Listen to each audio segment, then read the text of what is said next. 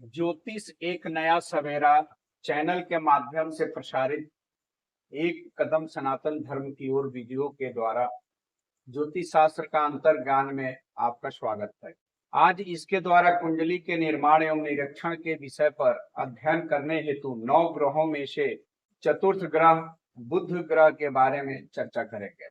इस वीडियो में पहले हमने सूर्य, चंद्रमा, मंगल की चर्चा करी है और उसके बारे में अध्ययन किया था, जो पार्ट 1, पार्ट 2 और पार्ट 3 के माध्यम से प्रसारित की गई है। आज इसी के पार्ट 4 द्वारा बुध ग्रह के बारे में एवं उसकी स्थिति, प्रभाव, दृष्टि, भेद आदि के बारे में एवं कुंडली पर इसके मर्म को जानेंगे। 9 ग्रहों में से चतुर्थ ग्रह बुध के बारे में इस वीडियो द्वारा आज प्रकाश डालेंगे। इस अध्याय में प्रवेश करने से पहले हम श्रद्धा भक्ति पूर्वक ध्यान, प्रणाम एवं बुद्ध देव का स्मरण करते हुए उनका आशीष ग्रहण करेंगे, जो वैदिक मंत्रों द्वारा बुद्ध देव की आराधना के लिए प्रस्तुत। ओम उद बुधस्याग्ने प्रति जागृति त्वमिष्टा पुरेशाकं श्री जेथामयं च अस्मिन् धस्ते अधूर तस्मिन् विश्वदेवा यजमानस्य सीदत प्रियंगुकालिका भाषं गुरुपेणां प्रतिमं बुधं सौम्य सौम्य गुणोपेतं बुद्धं नमाम्यहम्।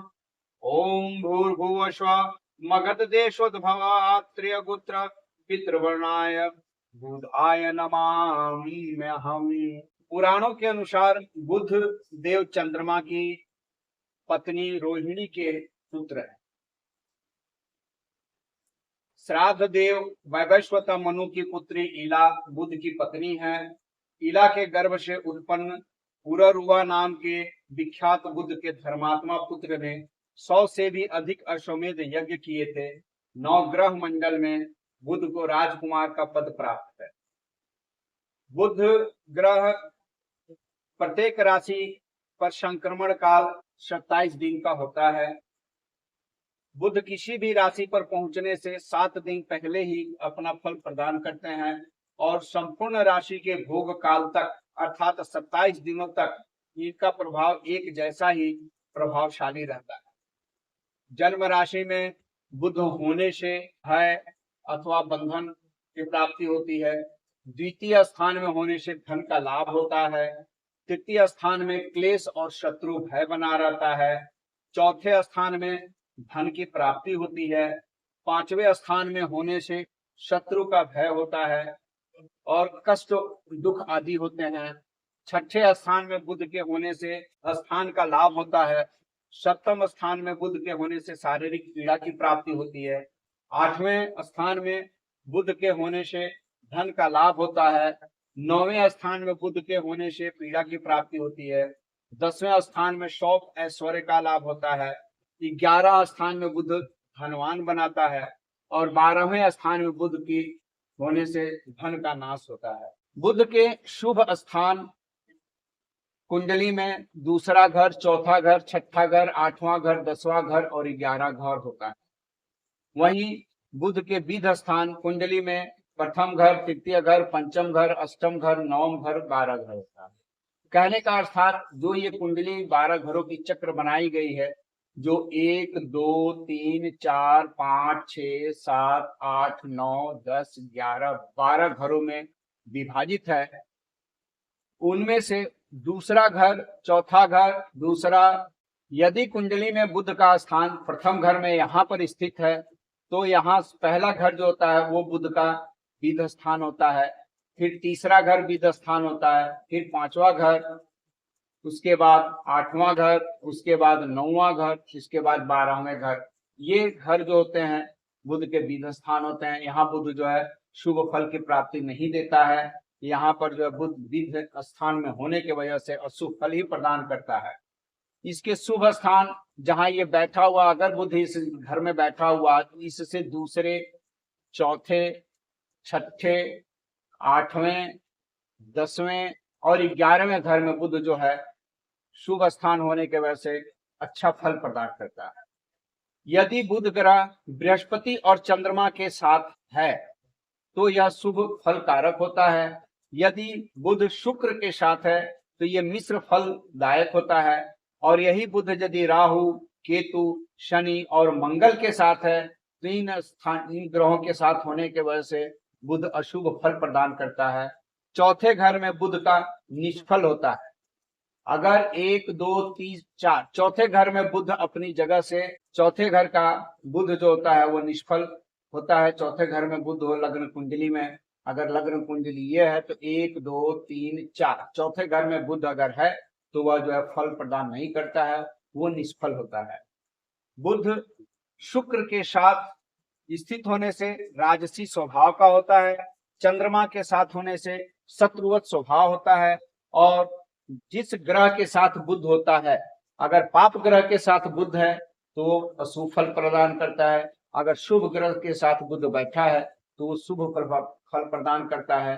किसी भी घर में कोई भी ग्रह नहीं है और वहां पर अकेला बुध ग्रह बैठा हुआ उस घर में, तो बुध जो है वहां का शुभ होता है और अच्छा फल प्रदान करता है। बुध अपने पिता चंद्रमा के साथ शत्रु भाव रखता है, जबकि चंद्रमा बुध के साथ पुत्र होने के वजह से मित्र भाव रखता है। बुध अकेले शुभ फल प्रदान करता है। बुध शुभ ग्रह के साथ शुभ फल देता है, पाप ग्रह के साथ अशुभ फल देता है। इस प्रकार कुंडली में बुध की स्थिति हम जानते हैं। गुरु चंद्रमा के साथ बैठा हुआ बुध सर्वदा शुभ फल कारक होता है। यदि किसी कुंडली में बृहस्पति और चंद्रमा एक साथ, बृहस्पति और चंद्रमा हो और साथ में बुध बैठा हुआ है तो वो अच्छा फल देगा, क्योंकि उस जगह पर तृतीय ग्रह की युति भी हो जाती है, गुरु, चंद्रमा और बुध। शुक्र के साथ यह मिश्र फल देता है। यदि किसी घर में, इन 12 घर में अगर बुध के साथ शुक्र है तो वहां पर वो जो है अच्छा फल देता है। लेकिन राहु, केतु, शनि, मंगल के साथ अगर इस कुंडली में किसी भी घर में राहु, केतु, शनि, मंगल एक साथ हो और वहां बुध भी बैठा हुआ हो तो वहां बुध का फल जो है अशुभ होता है, और सूर्य के साथ होने पर इसे अस्त माना गया है। इन 12 घरों में यदि सूर्य और बुध, सूर्य बुध की युति हो तो वहां का फल जो है नहीं मिलता है, क्योंकि उस घर में जो है सूर्य के साथ होने से बुध अस्त हो जाता है। चौथे घर में बुध निष्फल होता है। बुध ग्रह कुंडली में चौथे घर का कारक माना गया है। जैसे इस प्रकार इस कुंडली को अगर हम देखते हैं तो यहाँ पर प्रथम, द्वितीय, तृतीय, चतुर्थ घर का कारक जो होता है वह बुध होता है। चतुर्थ घर इस कुंडली में जो है हमें बंधु या सुहृद का कारक बुध ग्रह यहाँ है, इसलिए चौथे घर का कारक बुध होता है। और जबकि चंद्रमा, चौथे घर का कारक चंद्रमा भी है। यहाँ आप देख रहे होंगे, यहाँ पर 1, 2, 3, 4 चौथे कारक का कारक जो है चंद्रमा और बुध दोनों है, तो चंद्रमा भी इस घर का कारक है। चंद्रमा इस घर का फलाफल निर्धारित करता है और बुध भी इस घर का कारक है, तो बुध भी इस घर का फलाफल निर्धारित करता है। बुध को इसका कारक माना गया है। विशेषतः बुध का कारक घर 10म स्थान भी है। यहाँ इस कुंडली में आप देख रहे हैं कि चौथे घर में भी का कारक भी बुध है और सामने जो 10म घर है यहाँ भी कारक बुध है। इन दोनों घरों का कारक ग्रह जो है बुध होता है। कुंडली के जो केंद्र में जो है 1, 4, 7, 10 ये कुंडली का जो केंद्र स्थान होता है, जो कि जातक की कुंडली के केंद्र स्थान के नाम से जाना जाता है। और ये 1, 4, 7, 10 घर जो है हमारा किसी भी जातक के कुंडली का केंद्र इसलिए होता है कि ये लग्न स्थान होता है और यहाँ पर मातृ स्थान है, यहाँ पर पितृ स्थान है, और इसके ठीक सामने जो है वैवाहिक और सांसारिक जीवन स्थान जो है पत्नी स्थान यहाँ पर है। तो ये हमारे किसी भी जातक के ग्रह की कुंडली का जो केंद्र माना गया है। इसके बाहर जितने भी ग्रह हैं वो हमारे केंद्र से बाहर ही होते हैं।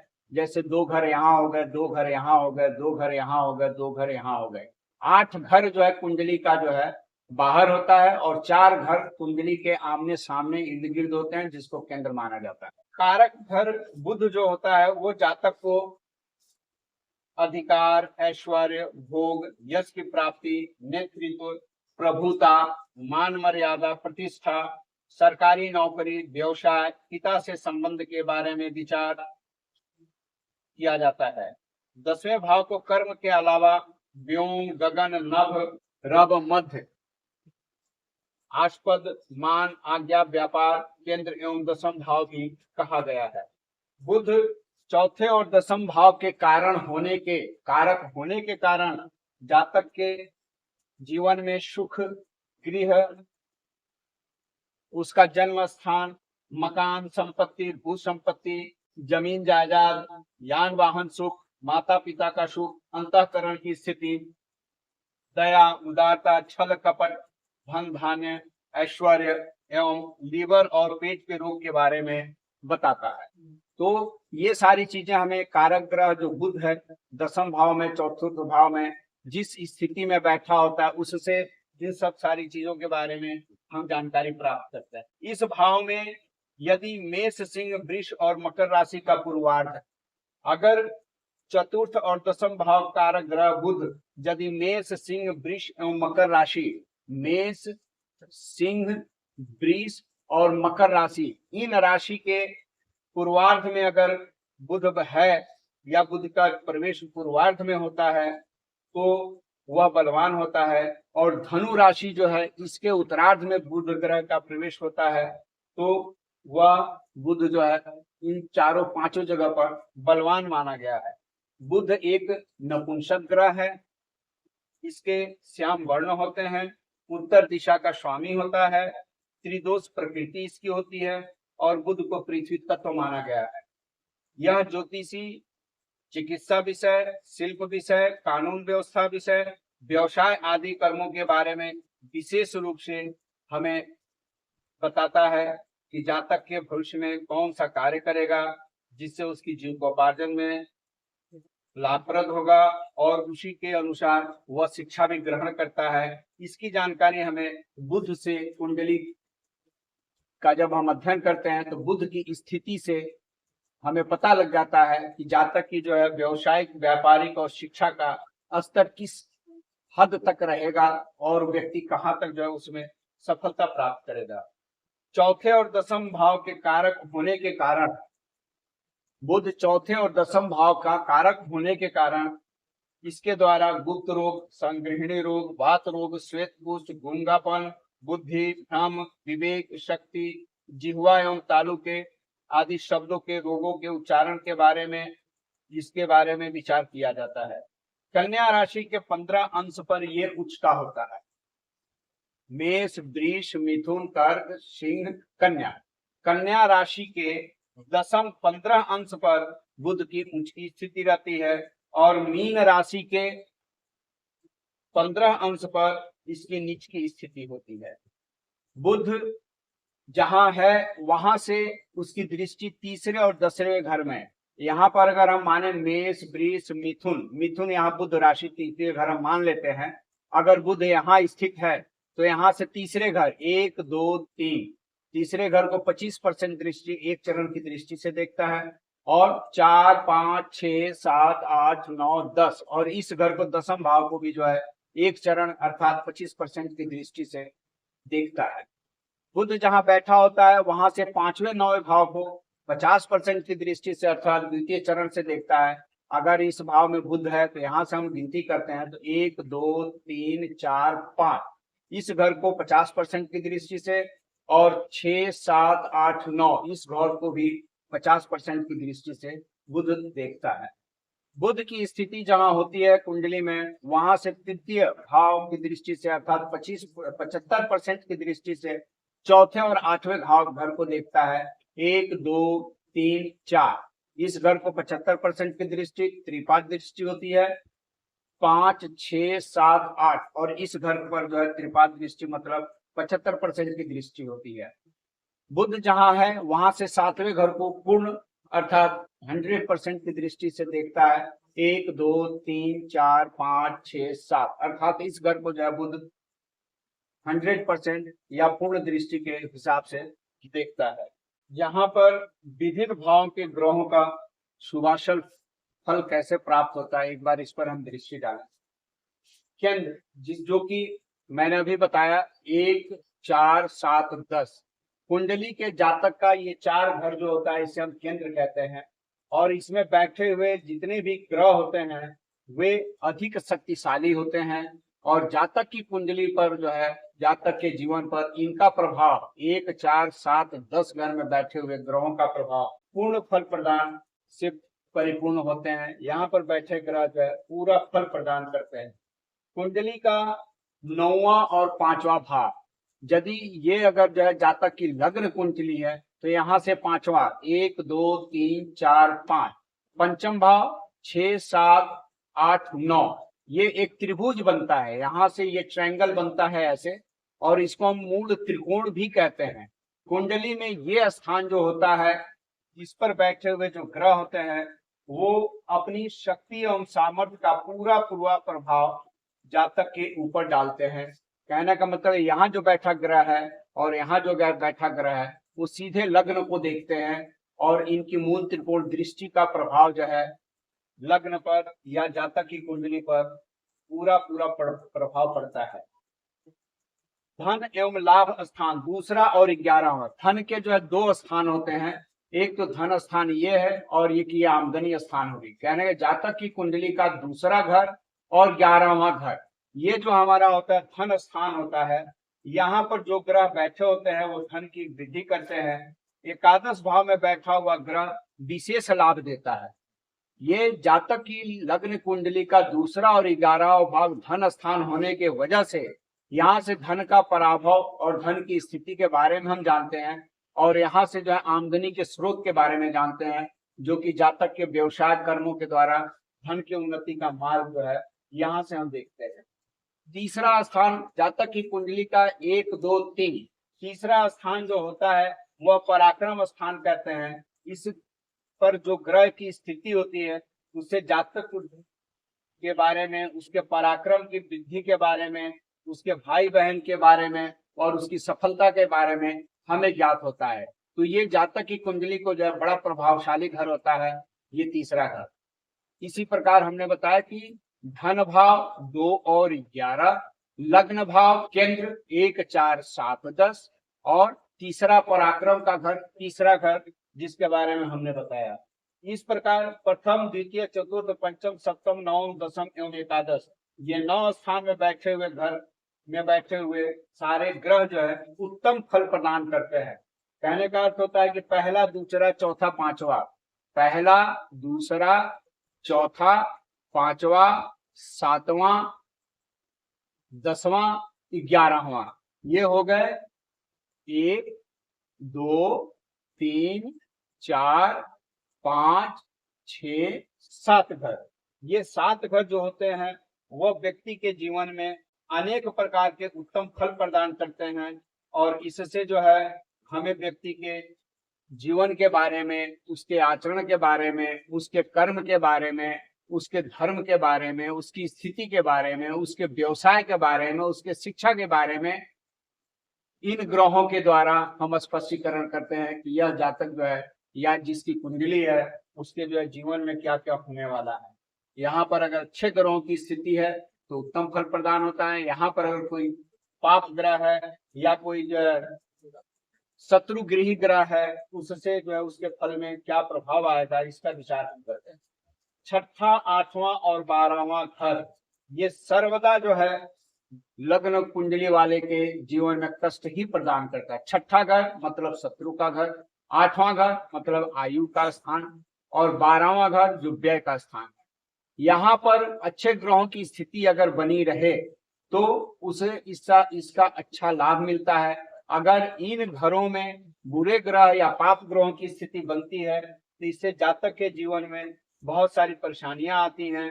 शत्रु का भय रहता है, मृत्यु तुल्य कष्ट का भय रहता है, और केस मुकदमा, जेल, थाना, पुलिस, इस तरह का जो है अवस्था उसकी आती है। अगर 8वें घर में अच्छा ग्रह है तो इससे जो है व्यक्ति के जो है मन की स्थिति और उसके जो है चिंतन की स्थिति के बारे में भी जो है ज्ञात हो सकता है। परंतु यह कहना यथेष्ट नहीं होगा कि सभी अच्छे स्थानों में बैठे ग्रह शुभ फल ही दे, और छठे, 8वें, 12वें घर में बैठे हुए जितने भी ग्रह हैं वह अशुभ ही फल दे, ऐसा नहीं होता है। राशि की स्थिति, ग्रहों के उच्च और नीच का अंश, उनका स्वक्षेत्रीय होना, मित्र क्षेत्रीय होना, शत्रु के घर में होना, उनकी दृष्टि, उनके साथ कौन कौन से ग्रह का संयोग हो रहा है, उस हिसाब से हमें अच्छे बुरे फलों का जो है हमेशा जो है निर्णय करना चाहिए। ग्रहों के गलत घर या जो है रिष्ट घर या छठे स्थान और 8वें स्थान और 12वें स्थान पर ग्रहों की स्थिति को देख करके हम अगर फलाफल करते हैं तो फलाफल हमारा गलत हो जाएगा।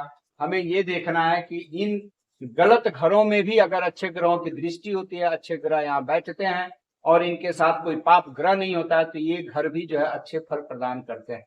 और अच्छे घरों में अगर हमारा 1, 4, 7, 10 केंद्र है, 2 धन के घर हैं, 2 और 11 पराक्रम का घर हो गया, तृतीय हो गया।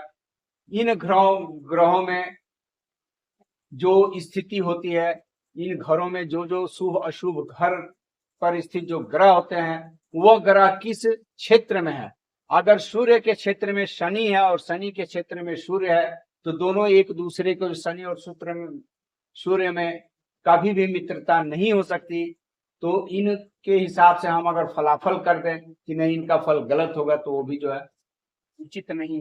तो हमें किसी भी फलाफल का निर्णय अगर लेना है तो कुंडली के 12 घरों में स्थित ग्रह और वो किसके घर में है, मित्र का घर है कि शत्रु का घर है, उनकी जो है एक दूसरे से 2 या 3, 4 ग्रह की युति होती है, संयोग होता है, तो उसमें कौन से अच्छे और बुरे ग्रह हैं उसको देखने के बाद जो है उनकी स्थिति, उस पर किसकी दृष्टि पड़ती है, इस चीज का जो है बहुत बारीकी से ध्यान दे करके फिर हमें किसी भी कुंडली का जो है फलाफल या निर्णय करना चाहिए। इससे पहले भी हमने बताया था कि जो कारक ग्रह होते हैं, हमारा बुध जो है चतुर्थ और दशम घर का कारक है। इसके द्वारा हम जो है व्यक्ति के सुहृद और उसके कर्म व्यवसाय की स्थिति, कर्म भाव और जो है चतुर्थ होता है हमारा जो है बंधु भाव या सुहृद भाव कहते हैं। इन दोनों भाव का कारक बुध के होने की वजह से व्यक्ति के जीवन में उसका सांसारिक व्यवहार कैसा होगा, बाह्य लोगों के, अपने परिवार से हटके समाज में या अपने कर्म स्थान में या व्यवसाय स्थान में लोगों के बीच उसका व्यवहार कैसा होगा, उसके संबंध कैसे रहेंगे, इन सब के बारे में जो हमें बुध जो है चौथे और 10वें घर का कारक होने से बताता है। इसी प्रकार हमने जो है इससे पहले भी जो है चैप्टर में बताया था कि जो है स्थान, उसके कारक ग्रह और उसके तत्व क्या है और उसके इष्ट देवता क्या है, इसके बारे में पहले भी बताया था और यहाँ भी ये चार्ट दी गई है, इससे हम उसको जो है जान सकते हैं। एक बार हम फिर सहजता के लिए बता दें कि पहले घर जो होता है वो हमारा व्यक्ति का जन्म कुंडली का जो है पहला घर होता है जिसमें उसका लग्न का निरूपण किया जाता है। उसके बाद जो है बाकी ग्रह घरों में कौन से ग्रह उस समय दैनिक पंचांग के हिसाब से ग्रहों की स्थिति क्या है, फिर हम जो है उसके हिसाब से उस ग्रह को जो कुंडली के 12 घरों में निरूपित करते हैं। निरूपित करने के बाद से उसका हम फलाफल देखते हैं। तन भाव में जो ग्रह होता है उसके जो है स्वामी कारक ग्रह जो सूर्य होते हैं उसका वो अग्नि तत्व होता है, उसके इष्ट देवता विष्णु होते हैं। धन स्थान जो होता है उसके कारक ग्रह जो है बृहस्पति होते हैं, वो आकाश तत्व होते हैं और उनके ब्रह्मदेव जो है इष्ट देवता होते हैं। तीसरे भाव जो सहज है उसका जो कारक मंगल ग्रह है, पृथ्वी तत्व होता है, शिव जी और हनुमान जी उसके इष्ट देवता होते हैं। चौथा घर जो होता है सुहृद या बंधु घर, उसके कारक चंद्रमा और बुध होते हैं, ये आकाश और पृथ्वी तत्व वाले होते हैं। शिव और लक्ष्मी उनके इष्ट देवता होते हैं। पांचवा घर जो है हमने बताया था संतान घर, उसके जो है कारक ग्रह बृहस्पति हैं, आकाश तत्व है, ब्रह्मा उनके इष्ट देवता हैं। उसी प्रकार छठा घर जो होता है शत्रु घर, उसके मंगल और शनि कारक ग्रह हैं। पृथ्वी और आकाश अंधकार स्वरूप इनके तत्व हैं। हनुमान, शिव और गणेश जी इनके इष्ट देवता हैं। सातवां घर जो होता है पत्नी का या स्त्री का घर माना जाता है, उसके कारक शुक्र होते हैं, तत्व इनका जल होता है, इष्ट देवता इनके दुर्गा जी होते हैं।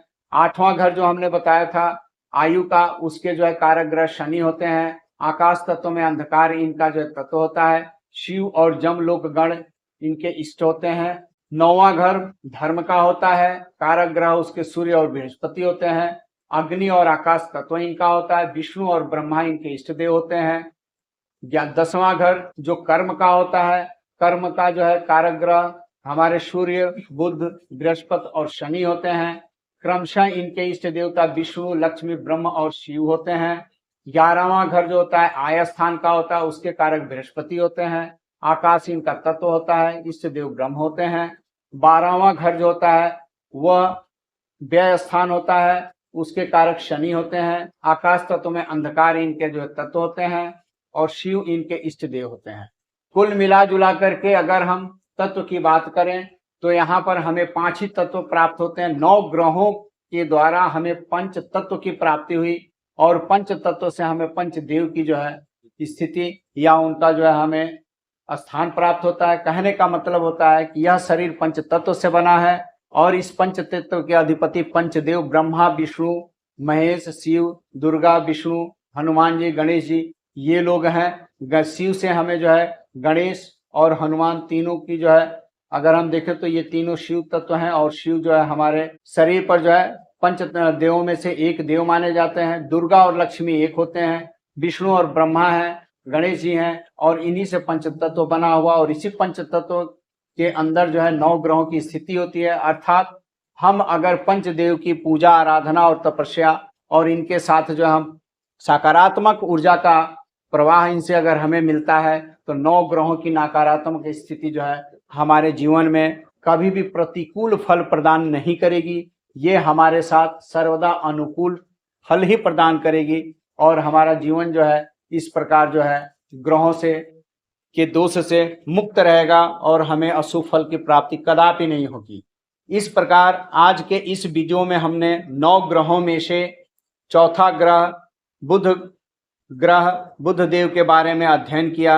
राशि चक्रों में इनके स्थान भेद, स्वभाव संचरण, दृष्टि एवं स्थिति आदि के फलाफल के बारे में सामान्य ज्ञान लाभ किया।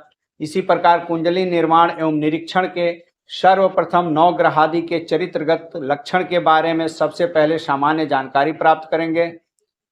यह जानकारी अति आवश्यक है कि ग्रह नक्षत्र कौन कौन से हैं, उनकी उत्पत्ति कैसे हुई, मानव जीवन पर इनका प्रभाव कैसे पड़ता है, जन्म कुंडली में इनका प्रभाव कैसा होता है, इनके इष्ट देव कौन हैं, पंच तत्वों में से ये कौन से होते हैं, इनके कुप्रभाव कौन कौन से और किस किस स्थान पर होते हैं, इनके स्थान के भेद का कुंडली में कैसे निरूपित किया जाता है। यह विशिष्ट जानकारी एक ज्योतिष शास्त्रज्ञ को ग्रहों के मर्म को जानने हेतु अत्यंत अनिवार्य है।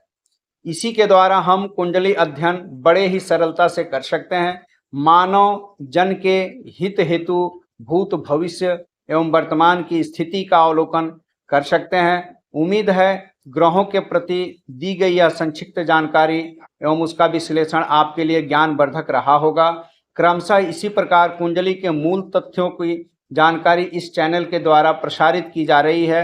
वीडियो ज्योतिष शास्त्र का अंतर्ज्ञान के माध्यम से अलग अलग अंकों के माध्यम से सुगमता से पहुंचाई जाती रहेगी, जो कुंडली निर्माण एवं निरीक्षण हेतु लाभप्रद है। अगले वीडियो में ऐसे ही बृहस्पति ग्रह के बारे में जानकारी प्राप्त करते हुए कुंडली बनाने एवं कुंडली देखने एवं फलाफल निर्धारित करने की विधि तक हम पहुंचेंगे। इसी के माध्यम से यह विषय आसान लगेगा और इसकी बारीकियों को समझने में आसानी रहेगी। अतः आगे के अंकों से जुड़ने के लिए इस चैनल को लाइक करें, सब्सक्राइब करें, कमेंट करें ताकि नए वीडियो का नोटिफिकेशन आपके पास आसानी से प्राप्त हो। कमेंट करने से मैसेज द्वारा आपको आपके प्रश्नों का उत्तर अवश्य दिया जाएगा और उसके बारे में विस्तृत जानकारी भी दी जाएगी। आपके हित के लिए, जन कल्याण के लिए एक कदम सनातन धर्म की ओर ले जाने का यह मेरा निःशुल्क प्रयास है, जो ज्योतिष एक नया सवेरा चैनल के माध्यम से आपको निवेदन कर रहा है। ईश्वर आपका मंगल करें, इसी कामना के साथ आपका हार्दिक स्वागत है। हर हर महादेव।